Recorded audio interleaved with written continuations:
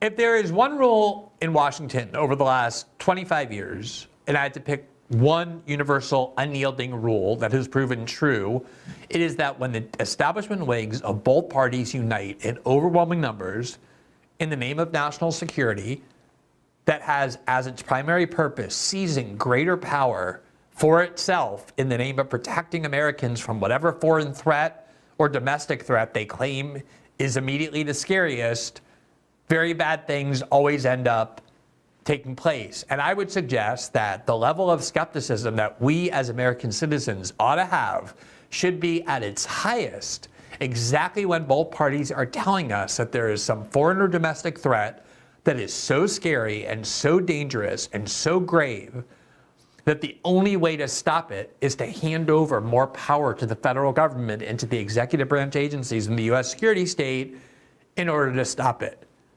That is exactly what is happening now at a remarkable level of speed and bipartisan unity in Washington that deserves more than just skepticism. There are a lot of very serious questions that I'm having a hard time finding answers to, and that's what we want to do tonight. This is a topic that we have covered many times before. This issue has been around for quite some time now, which I think is really part of the point. Here, for example, might be the first time that we covered the issue of whether TikTok should either be banned or its Chinese parent, ByteDance, forced to sell TikTok as a condition for remaining in the United States. There you see the show, March 31st, 2023, so almost a full year ago. And the first part of the show was about Rand Paul blocking a censorship bill, and then we had Darren Beatty on to discuss the Douglas Mackey verdict. But there you see at the bottom, Ron Paul blocks authoritarian anti-TikTok bill. That was what we called the censorship bill, was Rand Paul's success in blocking a bill that was designed to ostensibly ban TikTok, and yet it went further, much further beyond that. And over the years, over the last 3-4 years, they've had multiple instances where they've summoned the CEO of TikTok to the Senate and to Congress to try and rake him over the coals and to try and imply that even though he's not even Chinese, he's Singaporean, and even though he's the opposite of an ideologue, he's a capitalist, somebody who left Singapore to go to London School of Economics, then went on to Goldman Sachs in New York, has the exact classical pedigree of a capitalist trying to make money, not an ideologue trying to spread some ideology, let alone communism. TikTok is a company clearly intent on maximizing profit above all else.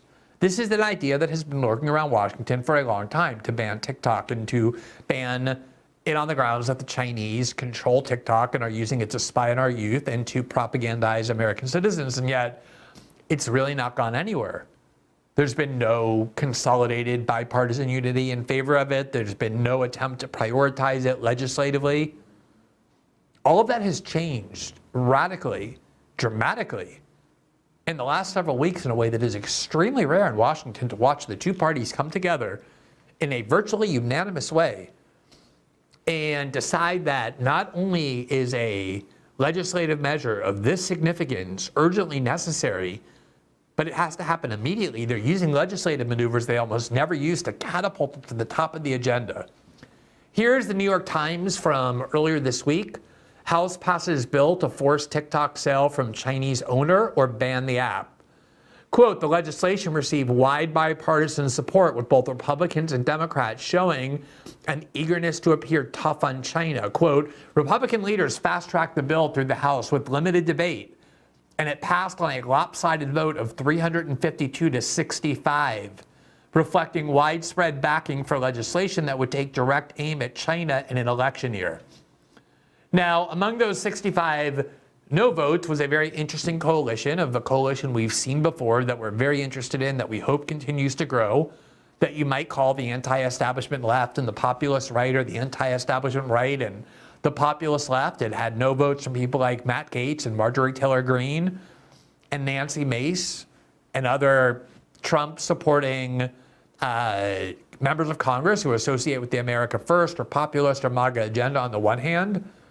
And then you had members of the squad like AOC and Ilhan Omar and Rashida Tlaib and Ro Khanna and others who identify as progressive, who and it's not the first time, have come together. They came together, for example, to try and ban American troops from continuing to occupy Syria. You've seen this coalition come together before to try and combat this bipartisan establishment agenda that often appears, and yet they have nowhere near enough representation in Congress to stop a bipartisan majority when it wants to unite, as the leaders of both political parties insisted on uniting suddenly and out of the blue. Again, with the one exception being Donald Trump, who warned that a ban of TikTok would do little other than force tens of millions of Americans onto Facebook and onto Google, especially onto Facebook, which he pointed out has been frequently used by the US government to censor the flow of information. Why would you want to eliminate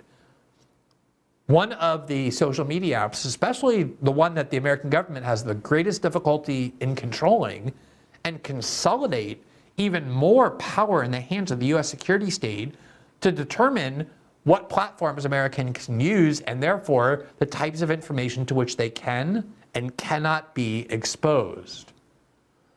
Now, this question, let's just leave aside for a minute your views on the merits of the bill.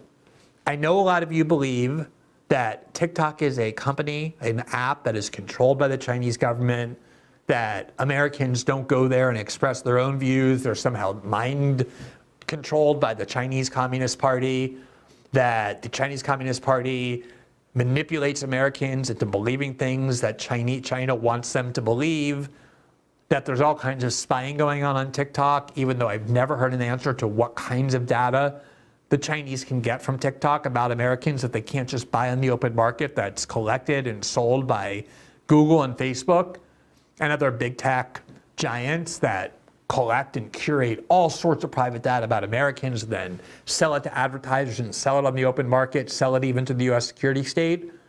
But let's leave aside for a second the issue of whether this is a good or bad bill, whether it's a good idea to try and expel China from being in the United States via TikTok. And we have covered at length all of these issues about whether TikTok really is controlled by the Chinese Communist Party, whether there's any evidence it's being used to propagandize Americans. Let's leave all of that to the side. I want to focus on this question. Why is it that a bill that has been around Washington for 4 years and that has made almost no progress in being turned into law, and there's a lot of reasons for that. TikTok is a very powerful company. They have a lot of lobbyists that work for them. American politicians are afraid of banning TikTok because of how many tens of millions of people, including young people, use it, and the rage that would ensue if it actually got banned. Why suddenly in the last 4 weeks is there this explosion of bipartisan unity and willingness to take the leap, to hold hands, Nancy Pelosi and Marco Rubio, Chuck Schumer and Tom Cotton, Joe Biden and Mitch McConnell? Pretty much the whole gang of Washington are all ready now to join together and to do this. Why? Why did that suddenly happen in the last, say, 3 months? Now, I can give you my own views, my own speculation, my own informed understanding of what I think caused that, but I'm going to refrain from doing that because there are mainstream outlets that have done a lot of reporting, including ones that people generally find more trustworthy than others, that provide the answer to this question.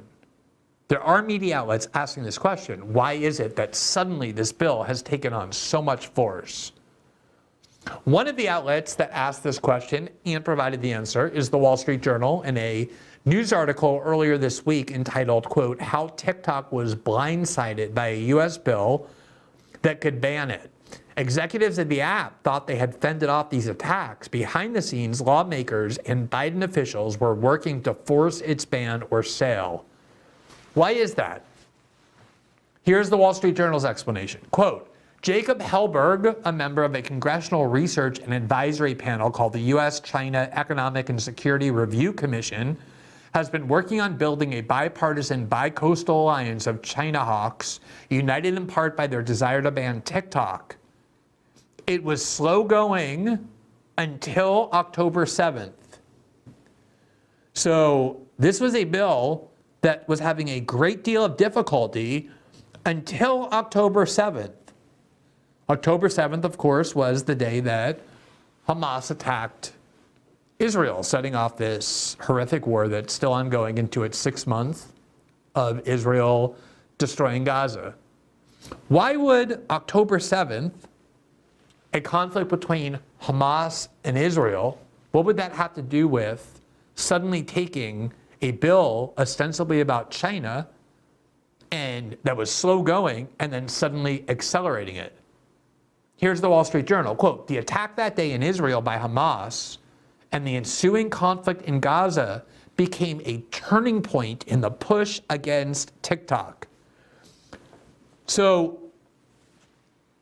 that's the answer so far from the Wall Street Journal. What changed in the last few months was October 7th, the Hamas attack on Israel, the ensuing Israeli attack on Gaza.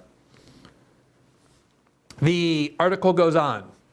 People who historically hadn't taken a position on TikTok became concerned with how Israel was portrayed in the videos and what they saw as an increase in anti-Semitic content posted to the app. I have to stop here again because I just want to make sure this point gets across. And the Wall Street Journal is by far not the only credible outlet reporting this. People who historically had not really cared about TikTok before, that's why it wasn't making any progress in Washington, suddenly became concerned with how Israel was portrayed on TikTok. That is why it picked up so much steam in Washington. Because a lot of Democrats, a lot of Republicans who did not think that banning TikTok was a priority, suddenly realized that there was one platform that was allowing a lot of criticism of this foreign country called Israel. And when they saw that, they said, wait a minute, TikTok actually does seem to be a problem to the United States, not because of China or anything having to do with the Chinese Communist Party, but because it seems like there's a lot of criticism of Israel taking place on TikTok. And that is what we can't allow. Now, again, this is not my saying this. This is reporting from the Wall Street Journal about why suddenly this bill has made its way through Congress. Anthony Goldblum, a San Francisco-based data scientist and tech executive, started analyzing data that TikTok published in its dashboard and buyers showing the number of times users watch video with certain hashtags. He found far more views for videos with pro-Palestinian hashtags than those with pro-Israel hashtags. Now, what is the crime that TikTok was found to have committed in the last several months that suddenly caused the bipartisan obsession with punishing it and even banning it? Here's the Wall Street Journal. There were far more views for videos with pro-Palestinian hashtags than those with anti-Israel hashtags. Remember when Nikki Haley said in what seemed like such a laughably preposterous assertion that for every 18 minutes or whatever it was that you spend on TikTok, you become 32% more anti-Semitic? She was responding to studies like these that show that a lot of people who use TikTok, more people who use TikTok were pro-Palestinian than pro-Israel. Now, the last time I checked the American Constitution and the current Supreme Court interpretation of it, as an American citizen, you are actually allowed to be more pro-Palestinian than pro-Israel if you want to be. One of your rights as an American citizen is to take sides in a particular foreign conflict or to not take sides at all. And people on TikTok were taking sides, and they were taking the side of Palestine more than they were taking the side of Israel. Now, that is not a surprise. And the reason it's not a surprise is because polling data has shown for a long time that young Americans, including young American Jews, are becoming increasingly critical of Israel and its treatment of the Palestinians. You don't have to like that, but that is the reality. And since TikTok is a social media platform where more young people go to express their political beliefs and find political community, it stands to reason that TikTok, as a place where more young people are, would have more pro-Palestinian content than pro-Israel content. Whereas social media outlets that tend to cater to older people like Facebook, probably you would expect to find the reverse. Now, as somebody who believes that the Israelis are more at fault than the Palestinians, and have made my views very clear on that, it would never occur to me in a million years to look at Facebook and see that there's far more pro-Israel content on Facebook than pro-Palestinian conflict, and think to myself, well, we need to do something about that. We need to ban Facebook. We need to change its ownership.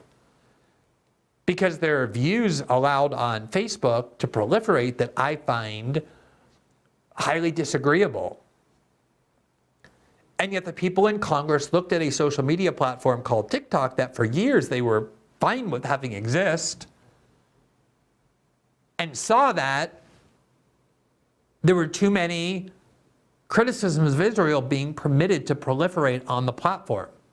And it is that finding about Israel, not about China, which according to the Wall Street Journal is what accelerated and then caused this massive urgency to ban TikTok. Are you comfortable with that?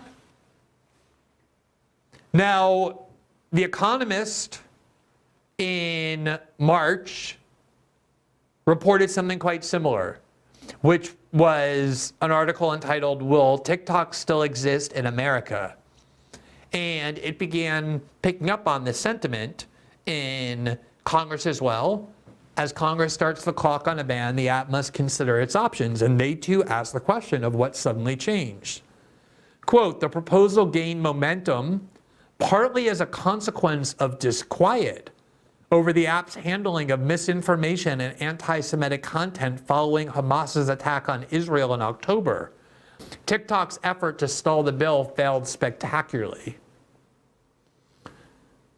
So those are two major credible media outlets telling you that the reason why this bill suddenly picked up steam is not because of concern about China, but because of concern about protecting Israel.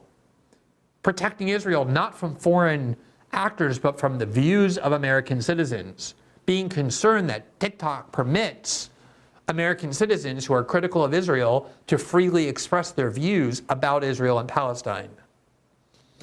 The executive director of the Anti-Defamation League, Jonathan Greenblatt, who long before October 7th has been a crusader for censorship of things he doesn't like. He was urging Fox News to fire Tucker Carlson for years. Went on to Morning Joe and essentially made clear that the concern of the pro-Israel lobby in the United States is that there are too many social media platforms, in particular the ones catering to a younger generation, that are allowing too much anti-Israel content in the United States. Here's what he told Morning Joe. Let's be frank about it. We've been on this show. We've talked about Instagram. We've talked about Twitter or X, and you've seen my back and forth with Elon Musk. But we need to talk about TikTok. TikTok, if you will, it is the 24/7 news channel of so many of our young people, and it's like Al Jazeera on steroids, amplifying and intensifying the anti-Semitism and the anti-Zionism with no repercussions. I've got to ask, Joe. Is it a coincidence that the Anti-Defamation League went on to MSNBC and announced that their main concern was TikTok and the fact that TikTok is allowing too much anti-Israel speech in December of 2023, and less than 2 months later, this has become the #1 priority of the American Congress? Let's listen to the rest of what he said. Like, there's been a lot of lamentations about the fact that TikTok's ownership is Chinese, but you know what? Oracle owns 10% of the company. General Atlantic owns a piece of the company. Our friends at Sequoia Capital own a piece of the company. So does Sequoia and General Atlantic, does Oracle want to be responsible for spreading anti-Zionism and anti-Semitism? It's time to talk about TikTok. And I think we need members of Congress to be asking them, why are they doing it up? And let me be clear. I've met with Shou Chew, the CEO. I've talked to their leadership, but it is long past time for TikTok and its owners and its investors to step up and say, enough. We're going to take action. Yeah. Frank. the executive director of VDO goes onto television in December and says it is time to put our foot down about not allowing TikTok to allow so much anti-Israel content. And 2 months later, the American Congress is ready to ban it for the first time in years as this proposal has been circulating, as media outlets make clear that inside Congress is in fact the impetus for why this is happening. Where are all my conservative friends who are so deeply concerned about how the internet is being controlled in order to suppress dissent that Washington dislikes? Shouldn't you be up in arms about this? Now, one of the leaders, probably the leader in the House who has spearheaded the so far successful effort to get this bill passed through the House, is Congressman Mike Gallagher. And he spoke to Bari Weiss's outlet. Bari Weiss is one of the leading pro-Israel fanatics in the United States. This is her outlet. And he spoke to her about why he is, as her magazine put it, the man leading the charge against TikTok. Mike Gallagher talks to the Free Press about Trump's flip-flop in the war in Washington over the Chinese app. And here is what Mike Gallagher said in his own words. Quote, when I asked Gallagher why there was so much bipartisan momentum behind the bill, he had a simple answer. What is that simple answer? Is it China? No, it is not. The simple answer is October 7th. Why are we hearing so much about China as the reason we need to ban TikTok when every single indicator and reporting and even the statements from the leader in the Congress of this movement are saying to you that's not actually the reason. The reason is not China, but Israel. Quote, that's when I felt the momentum shift back in our direction, he explained. I can't tell you how many Democratic colleagues I had coming up to me and saying they had seen the anti-Semitism on the platform.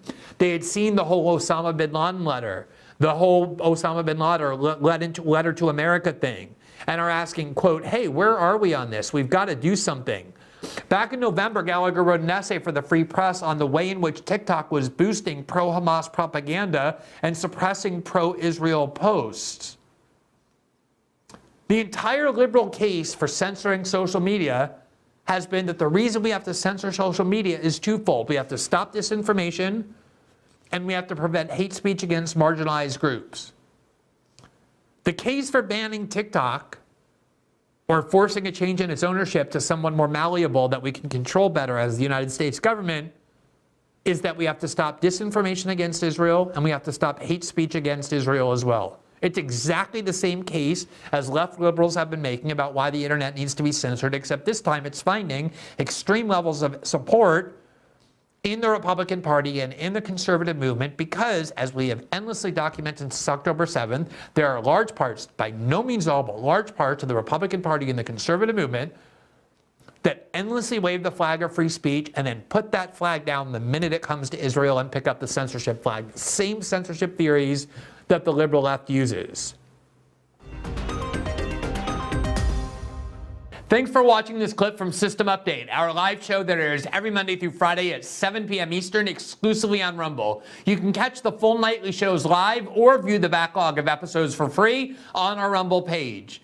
You can also find full episodes the morning after they air across all major podcasting platforms, including Spotify and Apple. All the information you need is linked below. We hope to see you there.